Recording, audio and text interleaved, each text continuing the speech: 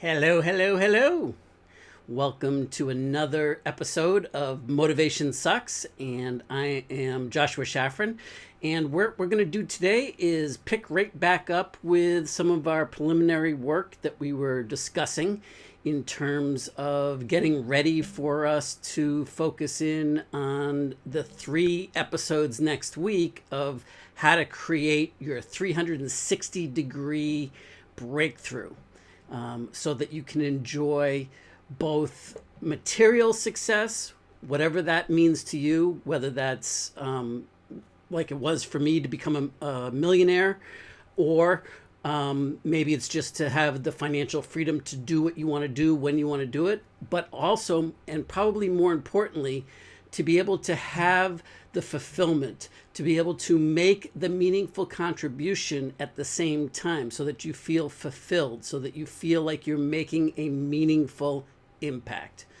And that's what we're talking about today. So, and we're going to continue with the preliminary work that's necessary, so to speak, on how to get ready for the particular 3 sessions next week and the 3 individual breakthroughs that we'll be discussing in each of the 3 episodes next week. How to do that specifically and how to experience that in your own life, and so that you can start to make that meaningful difference. I want to make sure that you have the basic prerequisites, so to speak, as to so that you know what to expect, so that we're starting on the same page accordingly. So just a quick piece of housekeeping before we get into today's work. And that is that if you'd like to speak up and join us and join the conversation in the community, please go to speakuphere.com. That's speakuphere.com. You'll see the in the actual URL all in the description there. And also, if you'd like to be notified of the various episodes and the topics and when we're going live and throughout the week, please join us over at motivationsucks.com and check it out and sign up for the alerts accordingly. So, all right, so let's get into it. Now, well, today is all about Fred the flat-headed flea. And rather than me try to tell the story as being a little bit rusty, what I'm going to do is I'm going to play a portion of an interview that I did explaining this kind of in depth so that we have an understanding. Now, Fred, as you're going to discover, is an actual tool for us to be able to determine what we talked about yesterday, the tale of 2 paths, being able to choose one path over the other. Where we kind of by default have probably fallen into the collector's path, where we're operating from a place of not enoughness. There's not enough of this. There's lack in our lives, and we want more. And so we're going from that point, as opposed to the other path, which is the builder or the creator path, where we're expanding outwards.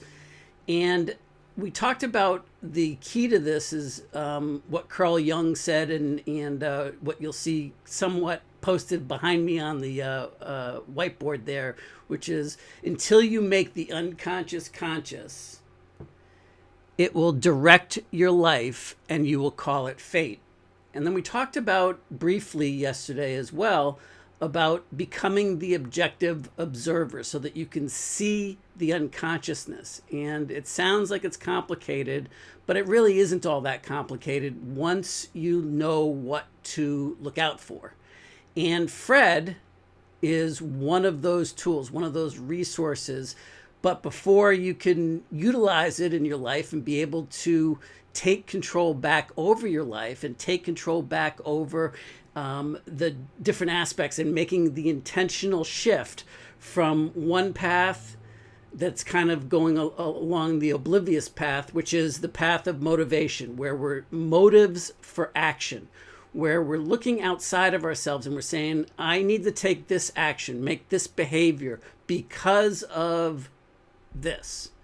And when we say because of this, that's an indication that in fact, what's going on is that we have a motive that we think is creating the need for us to respond or to react or to behave in a certain way.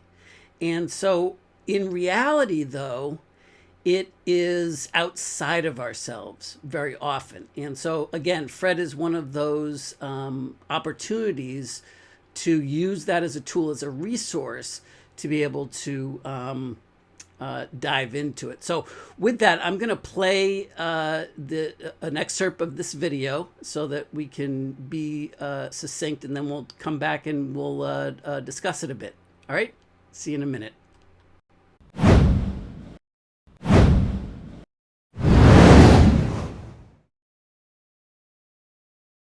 You know, it's funny. We have Fred, the flat-headed flea, to blame for being here today. Now, I know that sounds crazy, but Fred, and you can call him Sir Fred if you like, that's his formal name. He didn't always have a flat head. Let me tell you how he came to have this flat head. He was walking down the street, minding his own business, having a good old time. He had a good life, normal, everyday things, and all of a sudden, fate stepped out of nowhere and grabbed him, plucked him up off the street, and put him into this mason jar with a lid on it. And so Fred, like many of us, most of us, does not like being trapped, does not like being controlled. So feeling stuck, what does he do? He tries to get out, right? So he can't push the jar over. He can't wrestle it down. So a flea can jump, though, and jump really high, really strong. And he was like the best jumper in his class, So he starts jumping. And what does he do? Well, he smacks into the lid. And it hurts, right? But he doesn't care because he's getting out of there. He's determined, and all the things that his coaches told him, and jumping classes, and everything that his dad taught him about. Winners never quit and quitters never win, and all of that conditioning, all of that programming took over. And so what does he do? He jumps even harder, and he bangs his head into the lid of the jar. And of course, that's how he got his flat head. But that's not the whole story. Because what ended up happening is that he continued to, the fact that he flattened his head and hurt himself and he caused himself pain and he conditioned himself and he got that flat head, did that change the fact that he still wanted to get out of the jar? No, he still wanted freedom. That didn't change anything, but he still felt stuck. He still felt trapped in that jar because he was, right? And he had that limitation, the lid on the jar. So what does he do? Well, he teaches himself how to continue to try to get out of the jar, but not feel the pain anymore. So for him, that means he only jumps as high as the lid. He's capable, because he's the best jumper around, of jumping, much higher than where the lid is, but he's jumping, he trained himself, he conditioned himself to only jump just high enough to get to the lid so that he could still feel good about doing something, trying to have a modicum of control over his life, to try to still jumping for freedom because he still wants to get out. So he continues to try, he continues to work at it, works really hard at it, but he's only jumping as high as the lid. Fate steps in again, takes the lid of the jar off. And so Fred goes, oh, this is my chance, right? I'm going to jump right out of here because I'm perfectly capable, right? So he goes, I'm out of here. See you later. I'm out. Unfortunately, no.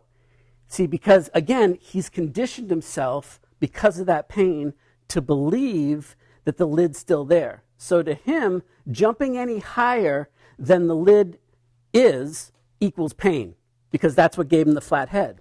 So he will continue to jump and jump and jump and jump, being perfectly capable, having no limits on him anymore, being perfectly capable of escape, perfectly capable of getting out of that jar. He stays stuck, unfortunately, in that jar, but it's a limitation that of his own making. It's a jail, if you will, a prison of his own making, because of the fact that he conditioned himself to avoid that pain, and he doesn't challenge it. But now here's an interesting thing that's happened to him, is that the reason he's going to die in there, unless somebody comes along and tips the jar over, or fate steps in and takes him out of there again, or something happens outside of his control, he's going to die in there because he's believes now that his reality is he's trapped. He's accepted that reality. He's accepted that he's now trapped, and he's going to continue to jump because he can't sell out on himself, right? He can't feel like giving up, but he's only jumping as high as that lid once was, and he's burning himself out. He's never going to be able to get out of there unless he does something about that conditioning. Now you say, well, I'm not Fred. You're not Fred. Or are we? Because we all have these flat-headed flea stories, meaning that we conditioned ourselves to believe things that may or may not be true anymore. So based upon the reality of the great unwashed reality of the entire world, right? And that's unknowable to us as a whole, right? We select based on our experiences a small subset of that to, tap into.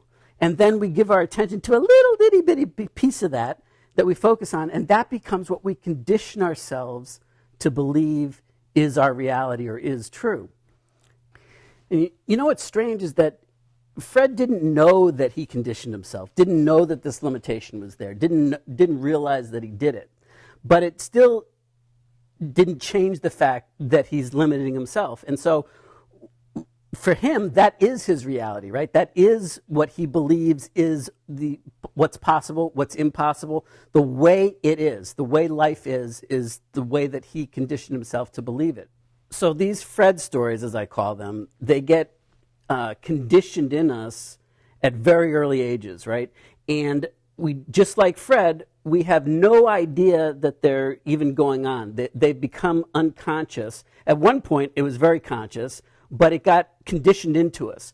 And it happened, and so now we don't even see it anymore, even though it's there. So it becomes part of like a computer operating system, if you will, our base operating system, where it's who we are. It's part of our identity, right? So let me give you an example of one of my early Fred stories. So before we get into an early example of the Fred stories there, I wanted to just give a shout out to Matt. I see you there, brother. It's been a long time, man. And Tom Bell, how are you? Are you healthy? Are you hanging in there?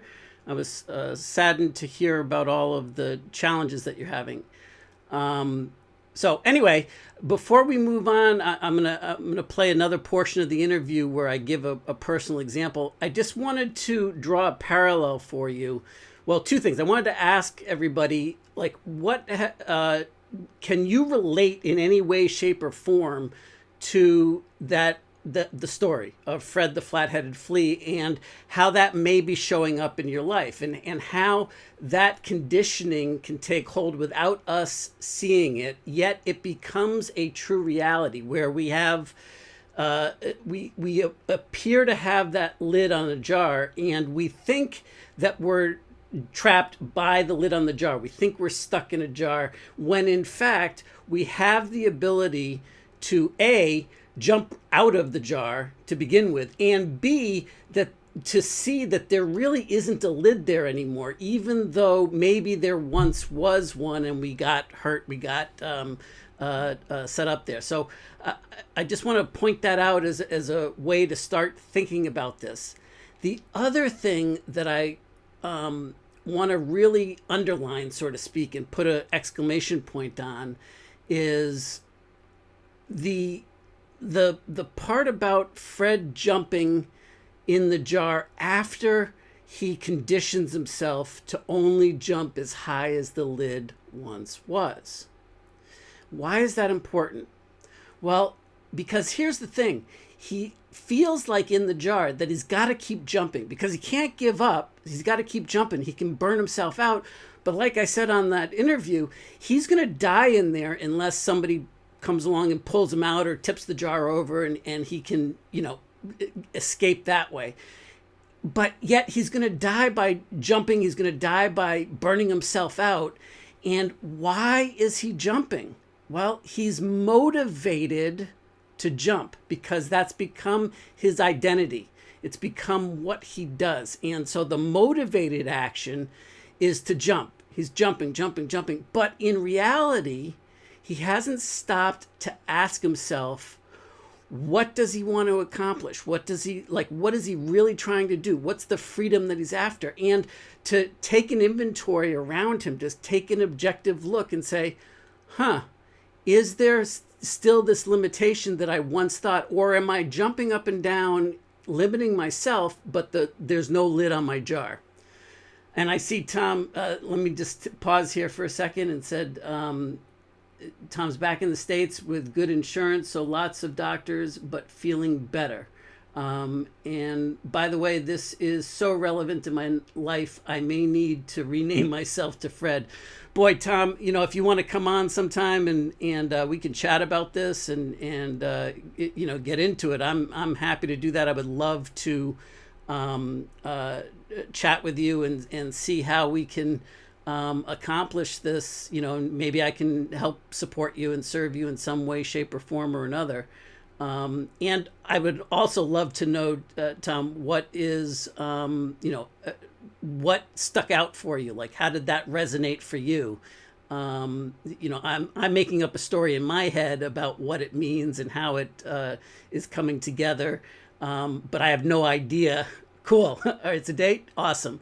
But I have no idea whether that is true or not. So I would love to know how it's kind of showing up for you, like that. So I think now that we dove down a little deeper, I want to give you an example from my life about a particular Fred story, so that you can see this as a specific example that you can start to dissect this in a way back into your own, applications in your life, so that you can adapt it and adopt it for your particular needs.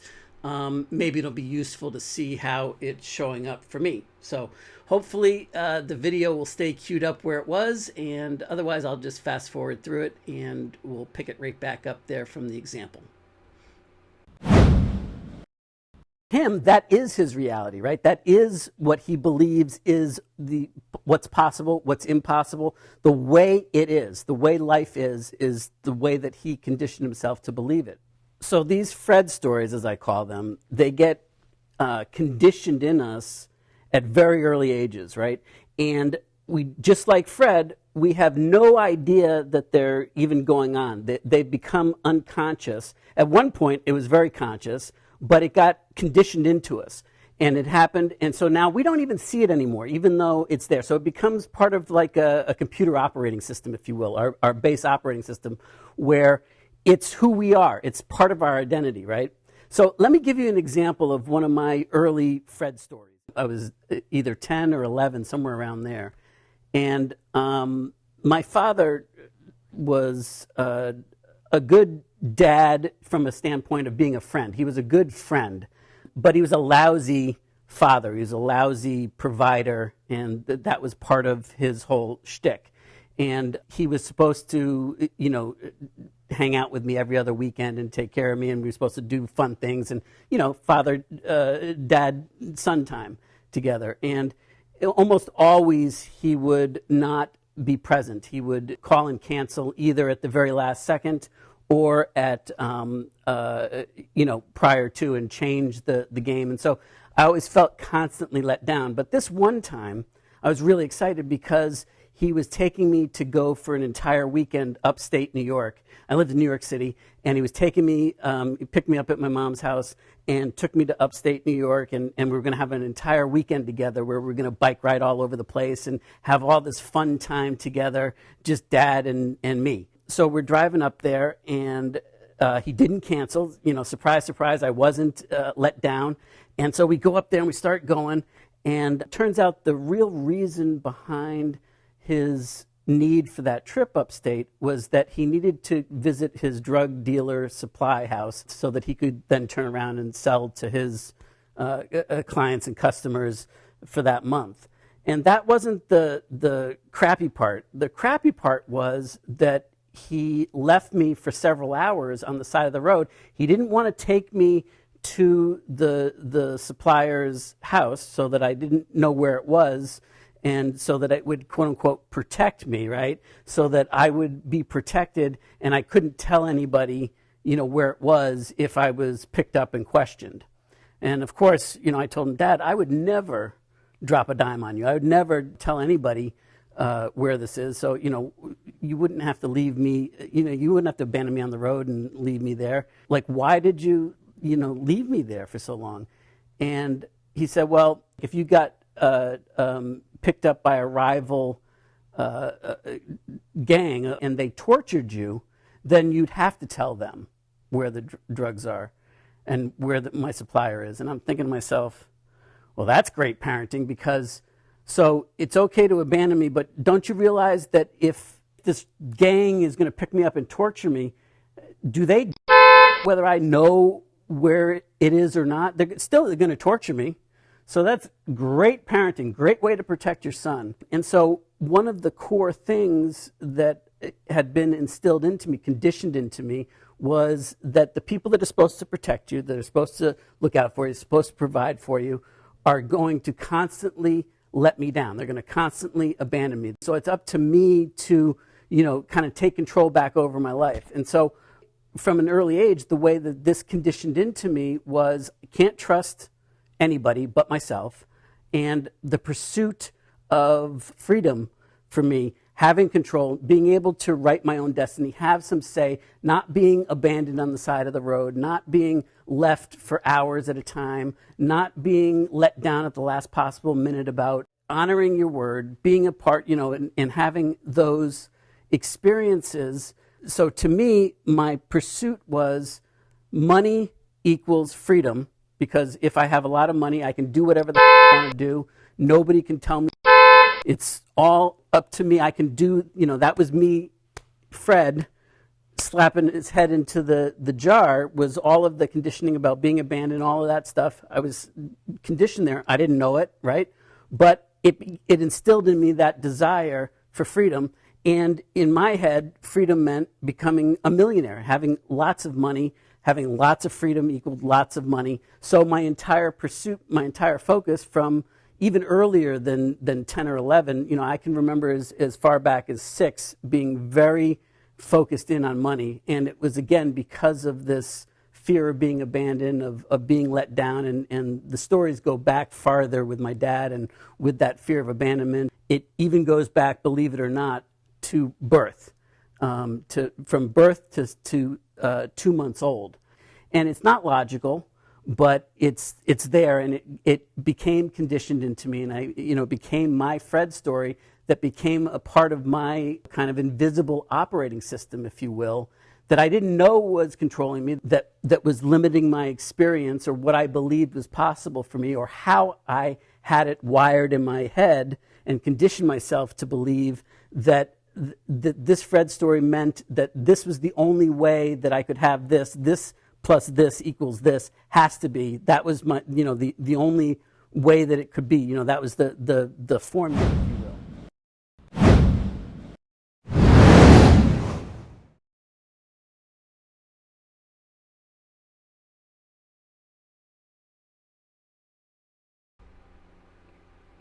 So there's an example of how that showed up in my life, and I can see that playing out in various aspects of my life all over the place.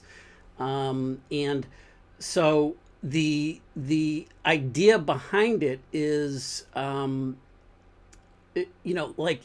it's basically a tool so that you can start to see your thoughts. And that's the first step, right?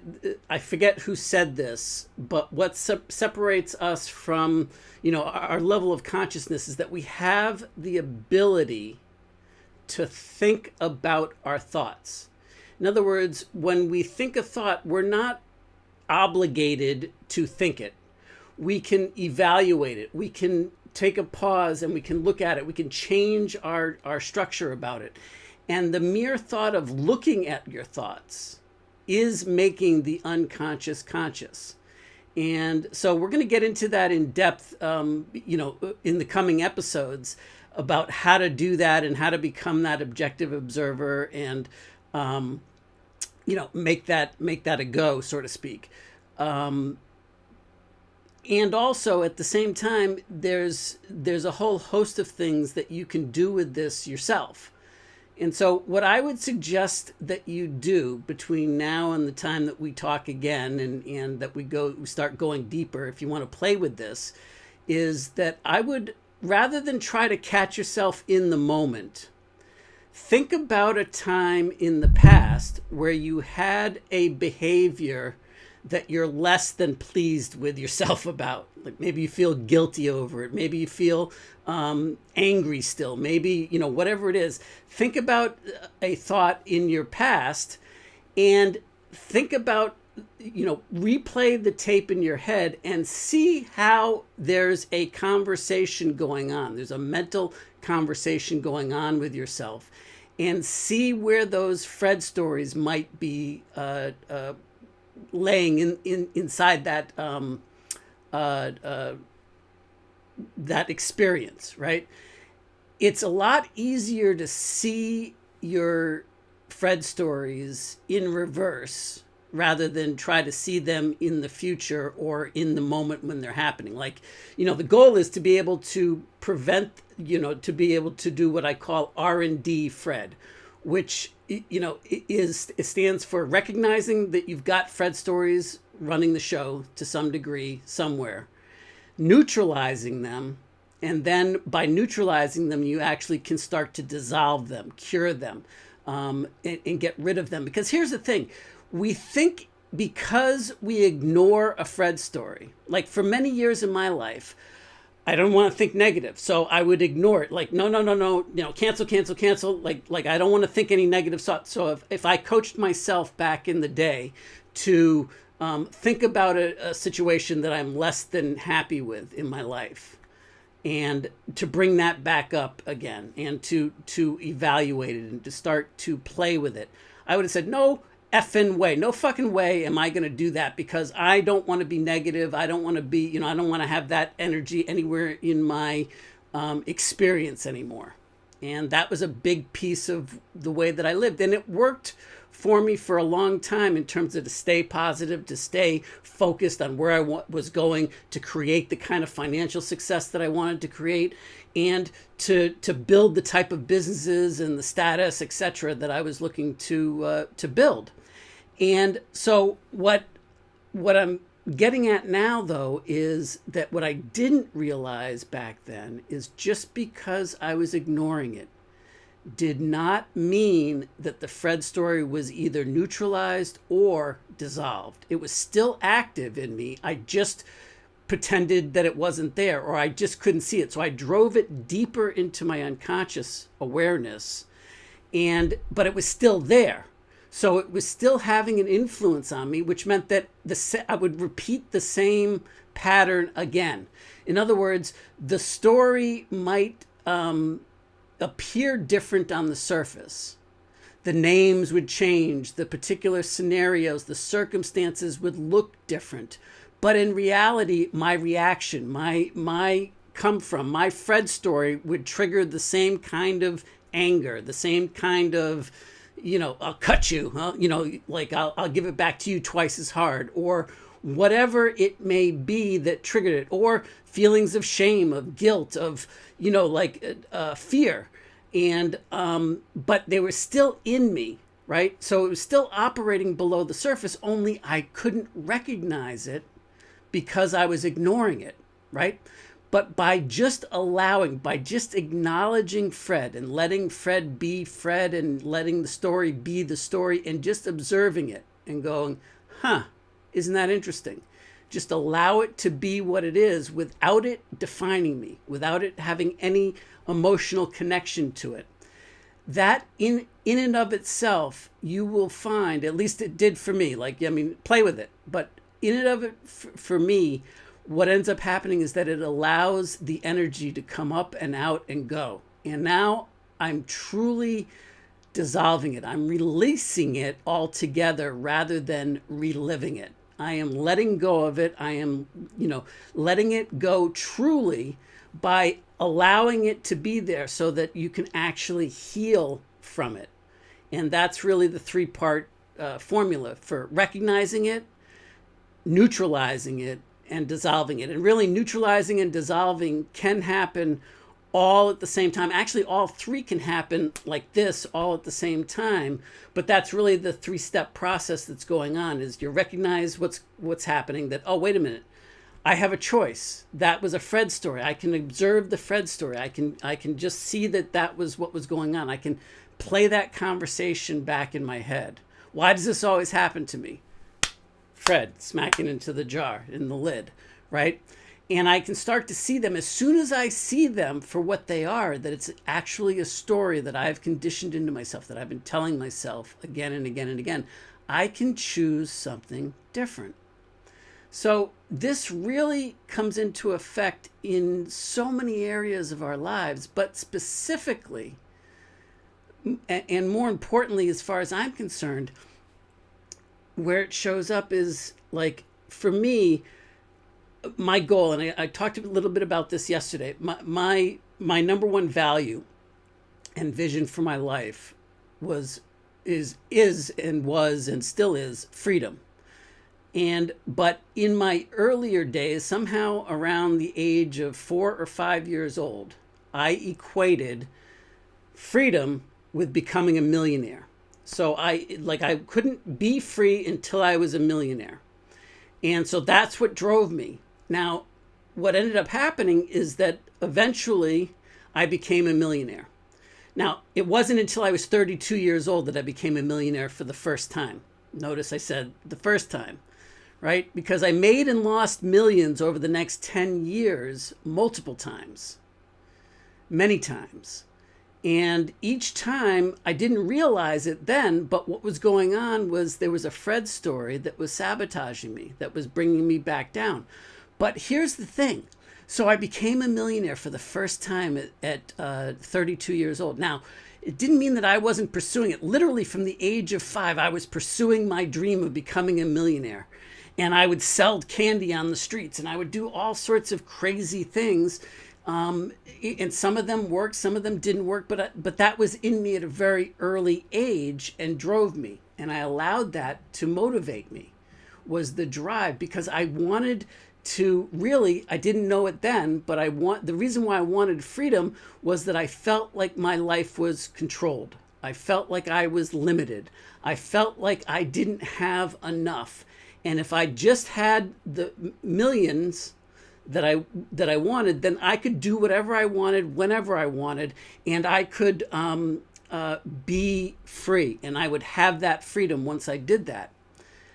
What I didn't know is that when I became a millionaire for the first time, and I started making a lot of money, and it happened rather rapidly, because from the time that I really started focusing in on this stuff, it was about 18 months from the day that I was scrambling to make my bills to the day that I was 18 months later, I was making an income of over $20,000 a week in personal net income at that point in time in my life.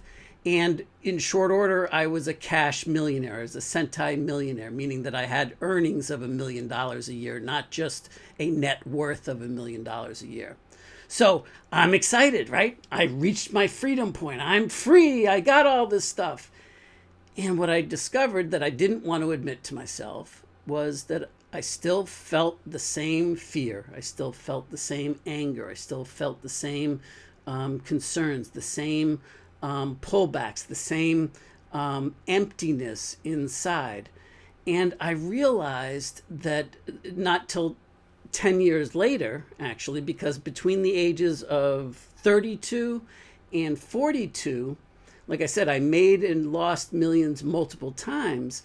But finally, at the age of about 42 years old, in 2009, 42 years old, in 2009, I had to face facts that money wasn't the answer. The millions wasn't the answers. And I was not happy with the work that I was doing, with the contribution that I was making in the world, with the impact, with I felt like I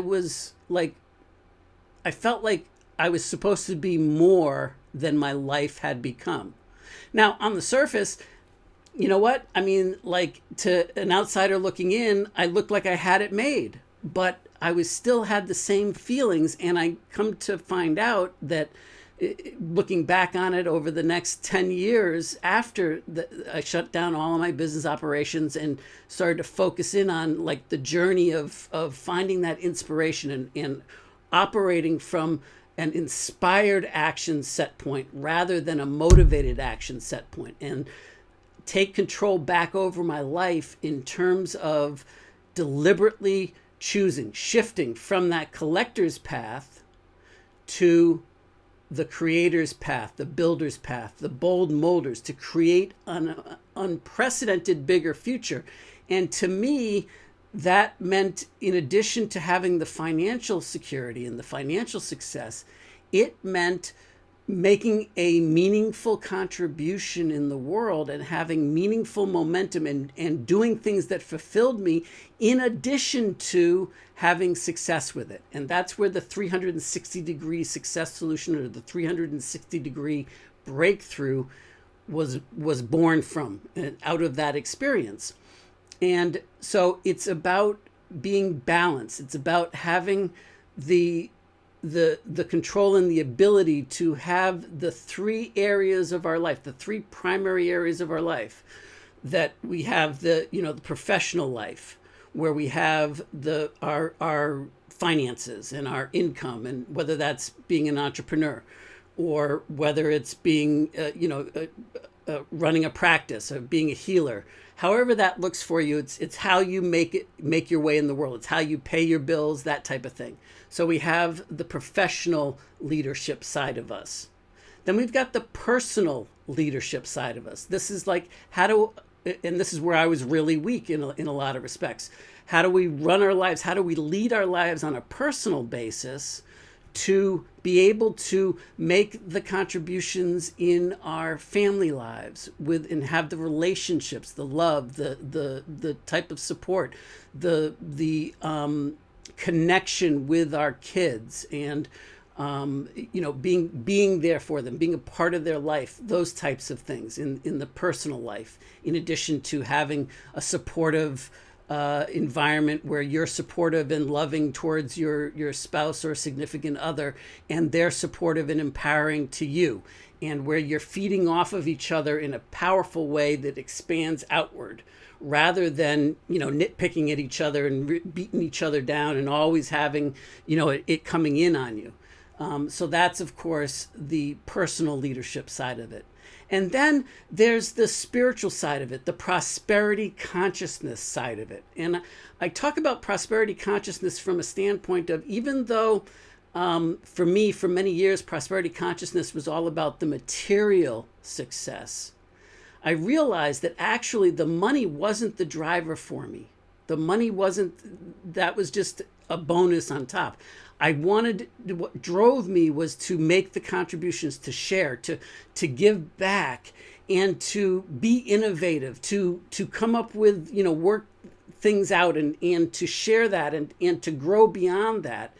And so prosperity to me was represented both the abundance side of it, being open and not coming from not enoughness, coming from abundance, coming from sharing, coming from growing outward, expanding, from a relationship, from all the other areas of your life, not just the money side of it. Although money is still a big, important angle in terms of, if you don't have enough, or you don't feel like you have enough, then it's important, right? But the instant that you feel like you're covered and you've got your stuff, then it's no longer the driving force necessarily. And I would venture to say that it's probably not the driving force in anyone's life. But maybe I'm wrong. So work through that and tell me what you think about that. Tell me what your thoughts are on that type of stuff. So. Some food for thought. And so when I talk about motivation sucks, what I'm really talking about is Fred sucks. But you don't have to be mad at Fred, because Fred has the ability to just point you in the right direction so that you can. Thanks, Troy. Really appreciate it. Live event marketers, yes. And guys, if you're watching this, shout out to Live Event Marketers. Awesome group. It curates some of the best live events and workshops going around the entire internet. And Troy is one hell of a guy, and I highly recommend checking out his group there, Live Event Marketers. And thank you very much for streaming it in there. And we got to get hooked up so that I can save you the trouble, brother. And I'm going to be going live. My goal is to be going live 5 days a week on the Motivation Sucks show with 3 different episodes in a workshop fashion that are going to be serial in nature and build on top of each other. And then I'm going to have one interview type show and one Q&A, in the trenches, making stuff happen with people, and, kind of like just working with whatever comes up, and where that all kind of shakes out. Right now, I'm not at that point where I've got all 5 going yet, but I think I'll be there pretty quickly. So anyway, Troy, that's just a shout out to you, that we can start to execute if you have the bandwidth now to be able to put the switchboard stuff in place and do the share screen, the share stream stuff, so that I can save you the activity, and we can make it happen, Captain. So where was I? Oh, so you don't have to be afraid of Fred and his stories, because really, even though Fred sucks and motivation sucks, what's going on is that it's pointing you in the right direction. It's pointing you towards where to look to be able to observe your unconsciousness. Every time you start to acknowledge Fred, you are recognizing that it is a Fred story. And that moment that you are recognizing it, you are in fact making the unconscious conscious. So bring it full circle back to the quote behind me with by Carl Jung, until you make the unconscious conscious, it will direct your life and you will call it fate.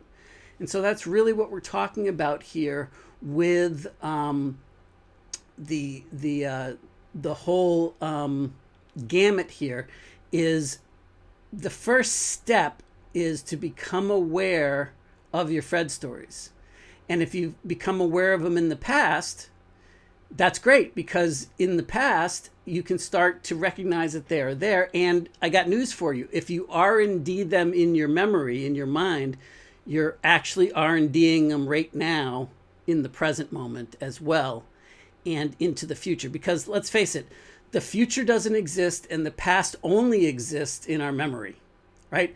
So if we're going into our memory about a past behavior, and then we're projecting that same thought or fear or idea or passion or excitement or whatever it happens to be into the future, it's still based on right now. We're taking a memory that doesn't exist anymore except as a memory, and we're then putting it into the future. And if we feel apprehensive about the future, if we feel anxiety about the future, then what we're projecting into that future is a Fred story that was limiting us, that we're fearful is going to happen again. And in fact, that projection, that fear into the future, that anxiety is the very thing that is going to replay the Fred story, so that the future will be more of the same stuff that it was right now.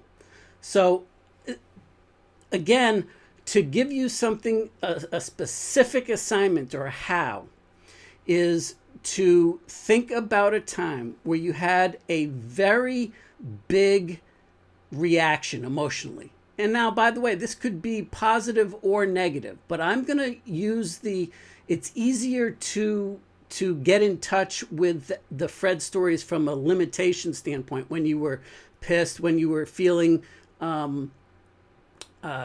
maybe apathetic towards something. Maybe I battled depression. I have unknowingly my whole life. But And I think a lot of entrepreneurs deal with depression, deal with isolation, deal with loneliness. Only we don't talk about it, right? We we brush it away because if we're this big bad entrepreneur, super mega successful person, we're supposed to have it all together. We're supposed to, don't show weakness, don't apologize for anything. I got it all down, and you can't show any kind of vulnerability whatsoever. That's at least the way that I had it for many years of my life.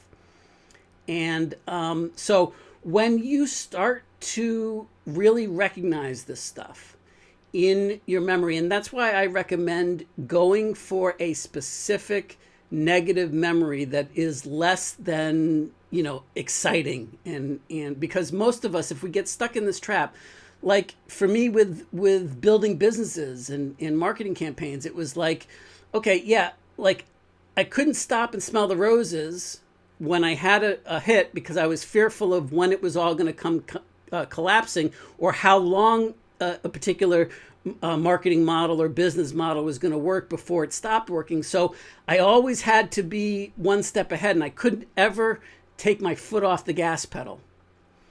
And because the instant that I did, I didn't realize it at the time, but the instant that I did, it snapped back. It all broke out on me, and bam, it was back to ground zero again. So I was actually projecting that into the future. Anyway, getting back to the specific examples of what you can do is that if you look at something that you have a strong emotional fear of, or just a reaction that's less than sunshine and lollipops. We all know when we're feeling excited, abundant, and things are in flow, and we got, it's clicking, and you can do no wrong.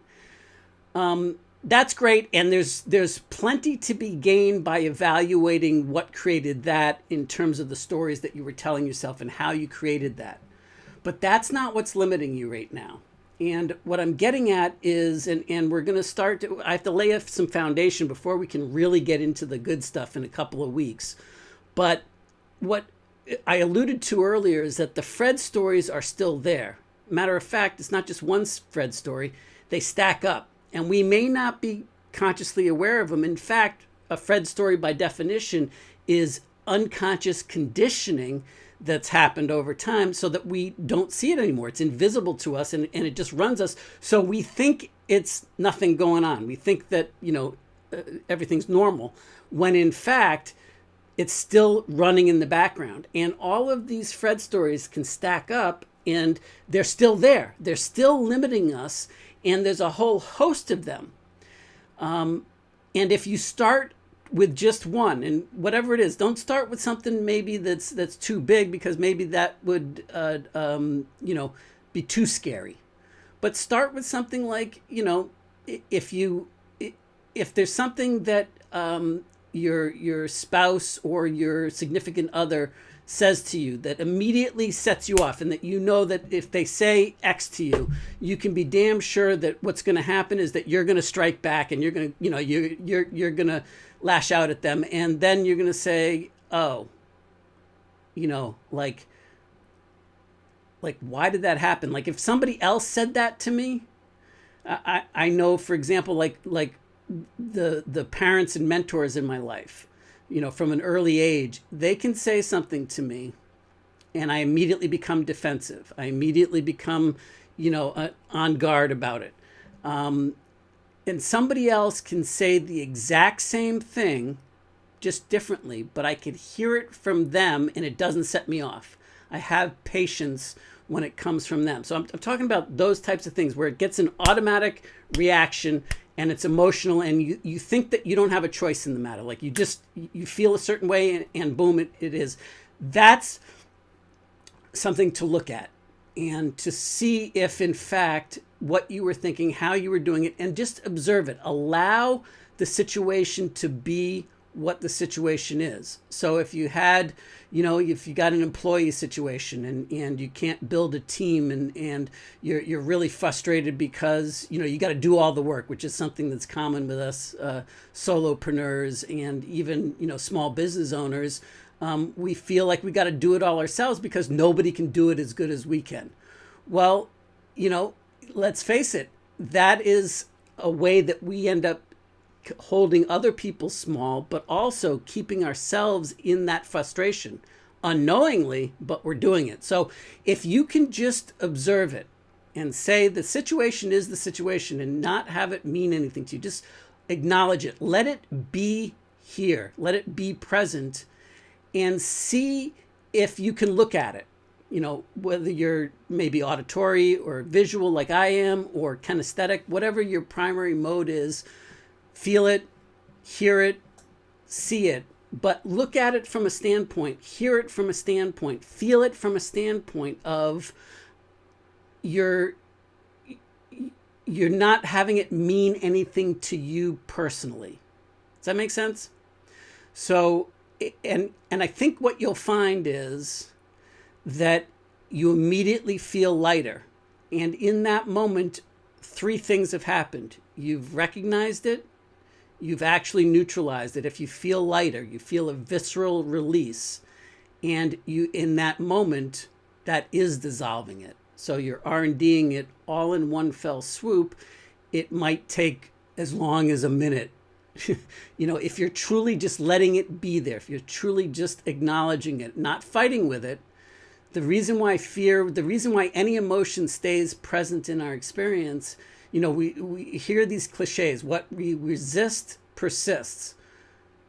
Well, what I didn't realize is that the resistance that persists is resistance to, in other words, fighting with the Fred story, the feelings, the reactions that we're having about a particular situation. That's what we're resisting. We're fighting with Fred. We're fighting with those stories. We're resisting the feelings that we believe the situation, the circumstance, what is made me feel this way, caused me to feel this way. And I don't like feeling this way, so I'm going to fight with it. I'm going to push back on it. That pushing back on it is the very thing that's going to reinforce the Fred stories. It's going to keep them sticking around. It's going to make them grow even stronger at this point. And so, thanks, Max. I really appreciate it, brother. And if you want to share what Max just wrote in, your words are always on time and on point. Thanks, man. I really appreciate it. What was on time and on point? What sunk up for you, man?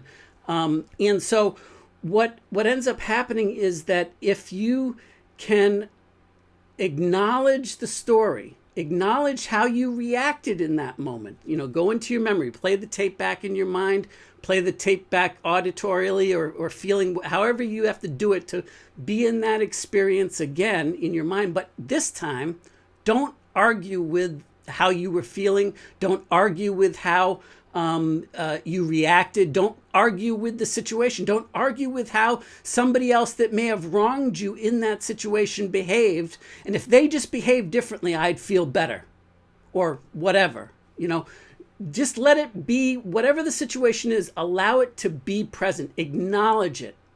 And you will see that whether it's about you and your behavior, whether it's about your thoughts, whether it's about somebody else's behavior in that specific circumstance, in that specific situation, you will find that even if somebody else reacted in a certain way, the reason you feel a certain way about how they behaved in that circumstance is because of your reaction to their behavior.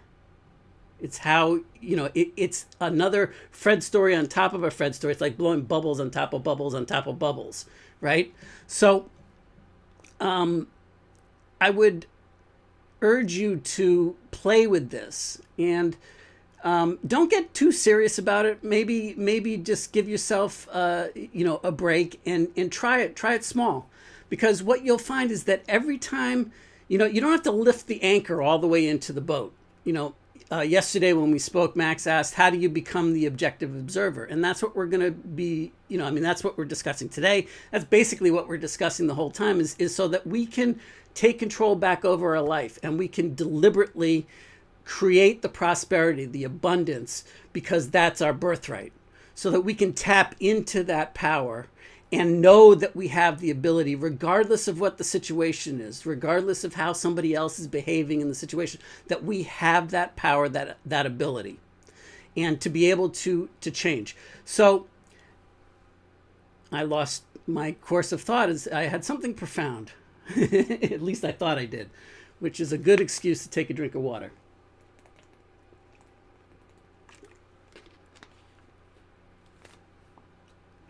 So we have the ability. Max asked yesterday, how do we become the objective observer? Well, by practicing. And what I was getting at is that you don't have to. I think it was Lee Bowers, who, when I was in Strategic Coach, Lee Bowers was my primary coach. And he said something to me. I don't know if he invented this or if he got it someplace else and paraphrased it. But he said, hey, guys, you don't have to lift the anchor all the way into the boat. In other words, if you just lift the anchor an inch off the bottom of the seafloor, then the tide can start to turn and the boat can start to turn and your ship can start to turn because there's no longer the anchoring. And in that moment, when that shift occurs, so do your results, so do your outcomes shift as well. And so up to that point, I used to feel like I had to lift the entire anchor into the boat. So how this relates here is that, like I have to know how to do this perfectly. I have to know how to R&D Fred, and I have to R&D all of Fred's stories all at once and become that objective observer. And I need that magic cure all. I need to figure this out.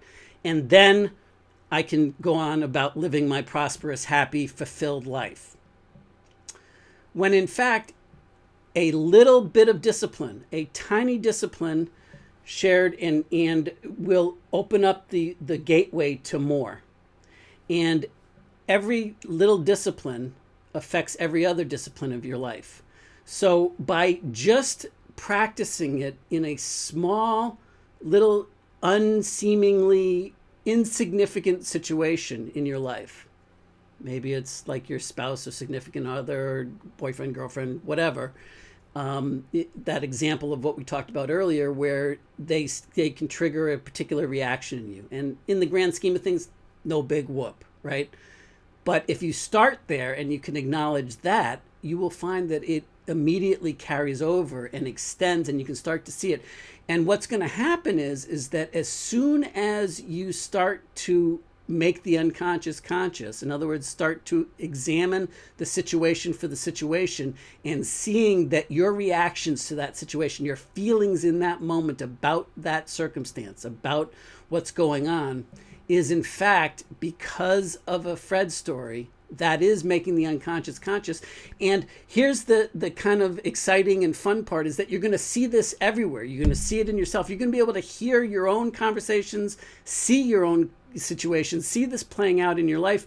And probably even before that, you're going to be able to see it quickly in other people, because it's a lot easier to recognize this when you're looking outside yourself at somebody else.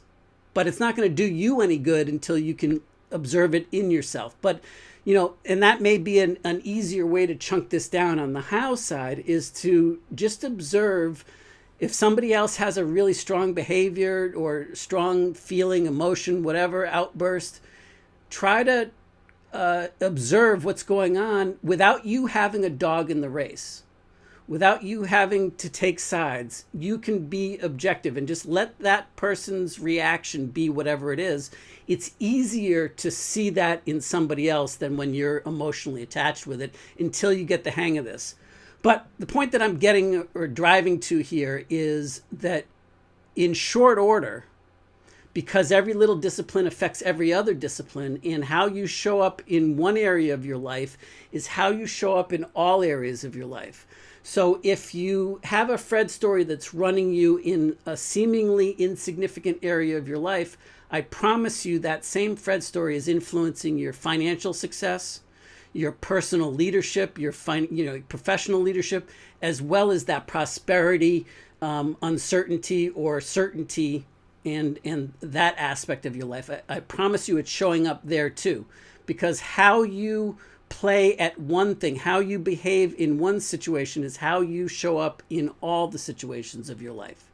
And the good news about that is that as soon as you can recognize that and not have it be judgmental by yourself, criticism by yourself, forget about what everybody else has to say, what the rest of the world has to say about it. But as soon as you can give yourself a break and just allow it to be there, to examine it without judging yourself, without criticizing yourself, the tiniest little glimmer opens up the floodgates for you. And you can create that upward spiral of the better it gets, the better it gets, the better it gets.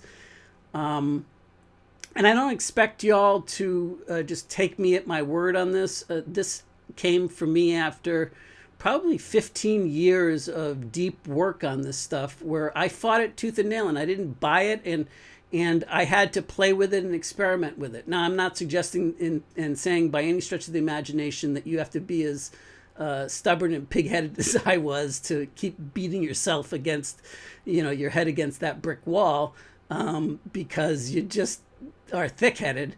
I would suggest that you play with this now, but experiment with it and see if it works for you or doesn't, and then report back. And if you don't believe that it's working for you, or you feel like something is amiss, then let's chew on it. Let's bring it up. Let's see what we can do about expanding on the thought, on the idea. And in that moment, we can have a breakthrough for all of us, and we can take thought. We can expand our awareness of how all of this stuff works, and we all end up winning. So that's my goal with this Motivation Sucks show and podcast. So just as a little reminder, as we're wrapping up here, go over to motivationsucks.com, subscribe to the email list so I can keep you abreast of the weekly sessions, what's serialized in terms of what the topics are going to be, when they're going to be happening at the various times, particularly now in these early stages where we've got haphazard. I plan on falling into, within the next 30 days or so, into a regular systematic pattern with it. But right now it's a little helter-skelter. And then also, if you sign up on the email list, then you can keep in tune, but you can also become part of the community and engage with me via email so that we can start to expand this out and cover show topics, so that I make sure that I'm custom molding this to you. The other thing that I would highly recommend that you do, if you wouldn't mind, is if this has become meaningful to you, if you're enjoying this so far, it's going to get better and better and better. We're going to get more and more fine-tuned, and once we get some of this foundational stuff out of the way so that we can really start to explore some of these deeper topics, but in a small, thin-sliced way, what we can do is, if you wouldn't mind, go over to the brand new YouTube channel that I just started. It's probably only got 1 or 2 subscribers, if that now. And it's brand new. We're just getting it going. It's the Motivation Sucks YouTube channel, but that's where the home of this, the video side of this, is going to live at any rate. Obviously, motivationsucks.com is going to be the main website and the community there. But what we're moving towards is the YouTube channel, with the ability that YouTube gives us for the chat and for the community building there is really, really powerful. So that's where this is going to live. And if you just go to speakuphere.com, it will redirect you. Thanks, man. See you soon, brother. And it will redirect you to the YouTube channel so that you can get in tune and supported, and anything that you can do to both help in terms of getting the word out about the show would be greatly appreciated, as well as, and more importantly, frankly, is to make sure that we're molding this and, to your needs, to what works in your particular life and situation. So if you will practice the hows and give it a try and report back. And don't worry about what the results are. The results don't matter. Just worry about doing it for now. Make it a process-oriented goal, not an outcome-oriented goal. You don't have to become super proficient at all of this tomorrow. Just attempt it and let me know what happens. Engage with the stuff and see where it leads you. I think you're going to be pleasantly surprised with where it goes. All right, so remember, next week we're going to be talking about the overarching big idea for next week is how to achieve the 360-degree breakthrough, that prosperity breakthrough in the 360-degree, in other words, all areas of your life, not just financially, not just in your career or practice or vocation, not just personally, not just being really spiritually oriented and connected in there, but all of it, to be happy, fulfilled, material, successful, have all the toys that you want, and also be able to give back, to make the contributions that you want, to do those things, and to know that you're making the impact that you were put here to make, that you know you're making that meaningful difference. That's the overarching big idea for next week.